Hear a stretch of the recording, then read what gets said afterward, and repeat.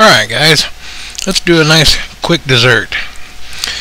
We have a cup of all-purpose flour, 2 teaspoons of baking powder, a 1/4 teaspoon of salt, and 3/4 of a cup of sugar. We're going to sift that up, get rid of any little lumpy bits.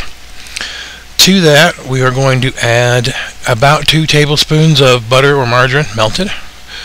You can even use Crisco here if it's all you've got, and a 1/2 cup of milk.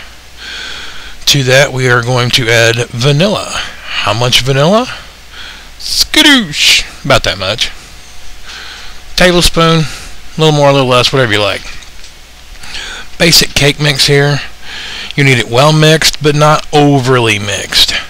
You just need to make sure everything's well integrated. It needs to be pretty smooth. With these basic ingredients, you shouldn't really have too many lumps in there. You want your oven preheated to 350. You need a 9x9 pan, not greased, not floured, just straight up as it is. Now, as you can see, this mixture's a titch thin. I could have added a little bit more flour, just didn't feel like it. It should work out just fine.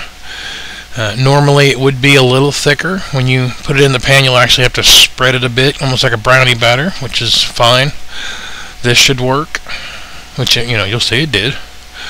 Just kind of spread it out, make sure it's in all the corners. Now, if your tap water is hot enough to steam, your tap water is hot enough.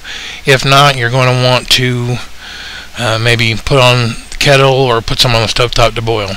Now here I have taken 1 cup of brown sugar and mashed into it about a tablespoon of butter, actually margarine. Butter makes this way better, but hey, margarine's what I can afford, so it's what I use. And you just want to spread that across the top. To that, we are going to add 1 3/4 cups hot water. If you want to pour it over the back of a spoon, that's fine. I've just kind of gotten to where I can do it without really, getting into the cake batter too bad. We're going to put that in the oven for 45 minutes. Comes out, look at that, it's all nice and bubbly. See the cake's just sitting on top. See all the bubbles of the sauce. It's lovely. This is your basic kind of caramely, butterscotchy type flavor. Now this has been allowed to cool for about 15 minutes. You got to let it set for at least 15, otherwise it literally would just kind of fall apart when you go to scoop it. Now you can scoop it like I do here. This is really awesome, served nice and hot or warm with ice cream. It's fine by itself. This is a relatively rich dessert. You can also make variations of this. I will put in the optional ingredients in the comments how to make this chocolate. I also put thin slice Granny Smith apples. I put it in the bottom, and to the brown sugar I add some cinnamon and nutmeg.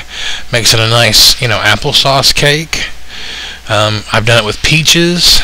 You can do it with really just about any fruit you'd make an upside down cake with.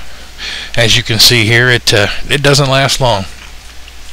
Hope this guys get you through until here in a couple days. I'll have my stroganoff recipe up, and until then, thanks for stopping by.